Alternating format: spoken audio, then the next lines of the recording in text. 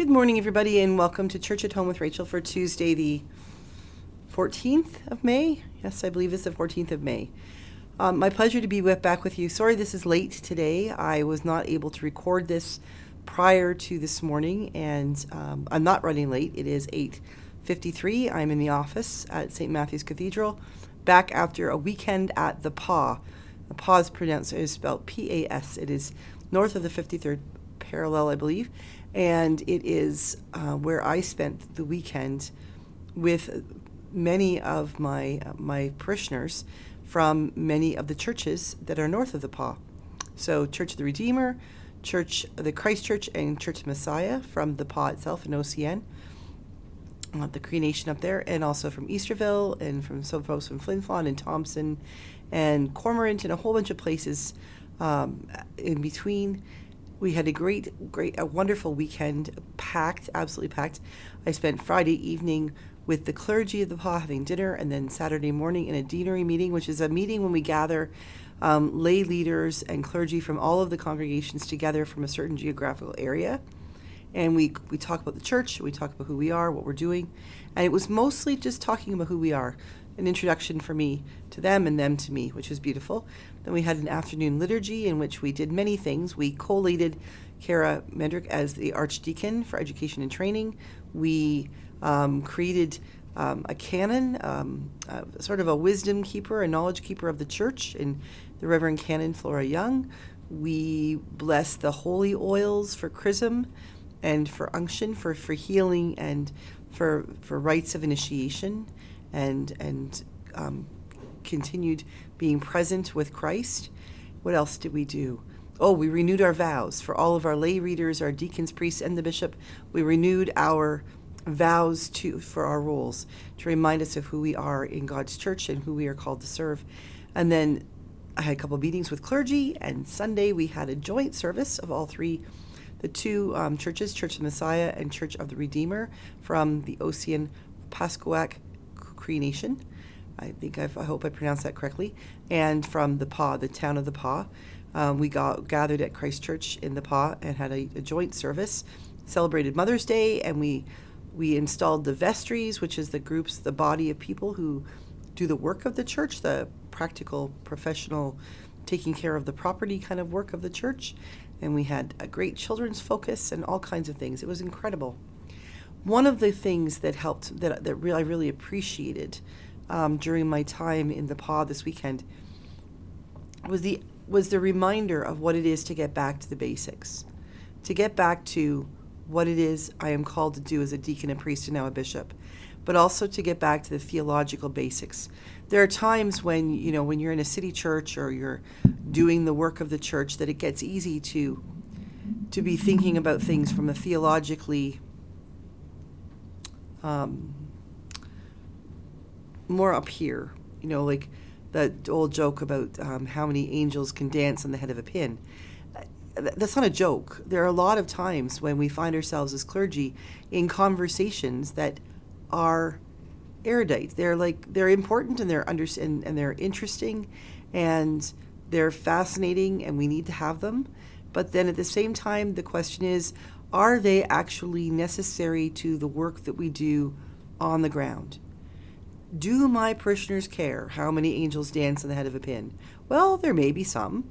But practically speaking, when you're dealing with folks who are praying for family members with addictions, and you're praying for people who are looking for jobs, for people, in this case, we were receiving in the PA by the time I left on Monday. Yesterday, the West Canna Inn was filled with people who had been evacuated because of forest fires north of the PA, like just a half hour north of the PA. The people from Flin Flon who got home from our church service on Saturday just got home before they closed the highway because of a massive uncontrolled forest fire that was, I think, northeast of them. And we were worried that they wouldn't be able to get home, or that if they did, they'd have to evacuate. When those are the things of your life, the normal, everyday things of your life, some of the things we clergy think about and talk about and seem to think are so important aren't really all that important. Sometimes we need to get down to the basics and really think about What is it that Jesus is talking about? Did Jesus negotiate and talk about those higher theological concepts when he was in the temple and the synagogue? Quite possibly. Like, realistically speaking, he grew up as a Jewish boy, so he would have been schooled in the Torah and the Talmud. He would have been involved in those conversations, and he indeed may have been when he was 12 years old in the temple when Joseph and Mary kind of lost him for a little while. Then he said, well, this is where I'd be in my Father's house. He was probably having those kind of higher brain, theoretical conversations and arguments with the rabbis and the teachers, because that is who he was called to do, and that's what they did. But we aren't told about those things. God did not say to us, in the Bible, I will give you. What God did give us was a Bible, which gives us sort of a map, not a specific, not a day-to-day, this is exactly what you should do, but kind of a textbook for living. Here are some basic concepts and some tenets by which you can extrapolate what it is you're called to do, who you're called to be, how you're called to respond to people.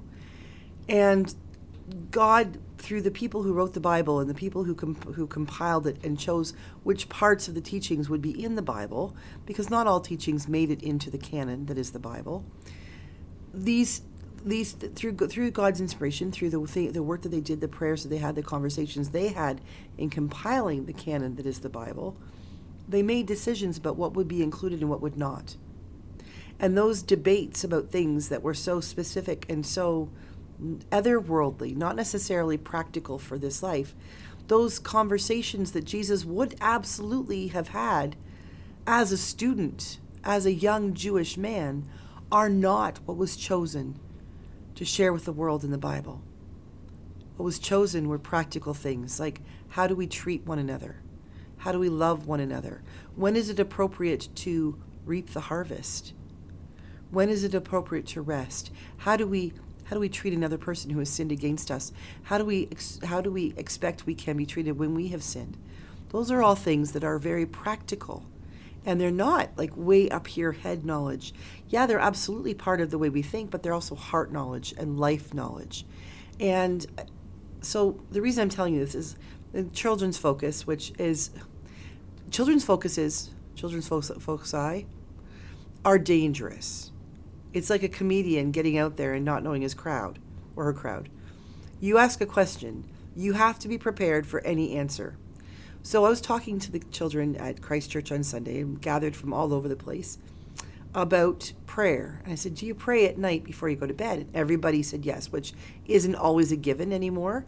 But with this group of people, I knew that it would be, because these are very prayerful, very faithful Christians. So I said, do you pray at night? Yeah. What do you pray for? Pray for my parents and things like that. And one little guy, well, you know him, Cody. He's the one who made my portrait. And as he said to me on Sunday, he announced that Bishop Rachel made Bishop Rachel famous, and Bishop Rachel made me famous. That's how he put it. Cody said to me when I asked the question, what do you pray for? Why do we pray before we go to bed? He said, because when we ask Jesus to keep the devil away.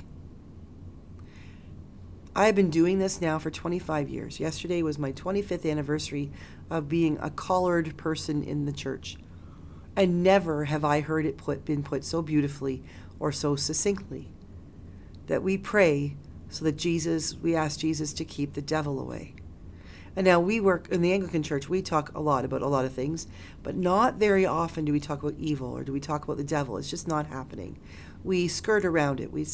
It's like not polite conversation. And the fact is, we need to reclaim it. And I recognize that this weekend. I was living and working and praying and celebrating with people who face the very kinds of evil that we all face every day, but they look it in the eye and they name it, which gives them a power over it. For those of us who skirt around it and say, we won't mention the devil, or we don't talk about evil, or we talk about those bad things, we don't talk about the powers and principalities that would try to go against God's world. They do. This group of people that I had the blessing to work with, they acknowledge it. They aren't scared of it. They know that if they speak the truth and they are willing to face it, it gives them a power to deal with it. And for Cody and all of these other little children to be like, yep, absolutely. I thought there's a maturity in understanding that a lot of us don't have. And I think we need in the church to get back to that place where we talk about truth and we talk about the fact that evil exists, and we don't sugarcoat it and we don't pretend it doesn't, and we don't say our children wouldn't understand it. My bet is our children understand about evil a lot more than we give them credit for, and we're doing them a disservice when we don't allow them to have a language and the ability to articulate what they're thinking about it and how they experience it. And when we don't teach them by example and by word how to deal with it. In this case, to pray to Jesus to keep the devil away. Pretty profound.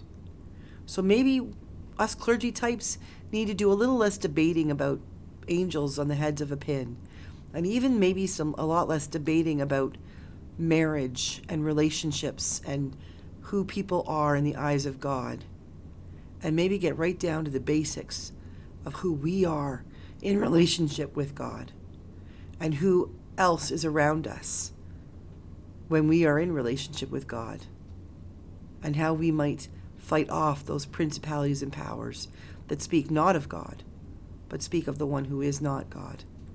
Because they're there, they're real, and it's our job to fight them with Jesus' help. So thank you to Cody and all the kids of the Children's Focus at Christ Church on Sunday in the PA. You have reminded me what it is to be deacon, priest, and bishop, and I appreciate that. And may you ever hold my feet to the fire to make sure that I don't forget again. God bless you all. I will see you again tomorrow for Church at Home with Rachel. It is cold and raining here, and I pray to God that it will be cold and raining all over northern Alberta and northern Manitoba, where forest fires are raging. May people be safe, may the firefighters do their work, and may God's nature continue to help us by giving us no winds, lots of rain, and temperatures that don't help to ignite fires. Have a great day, everybody. God bless. I'll see you again tomorrow.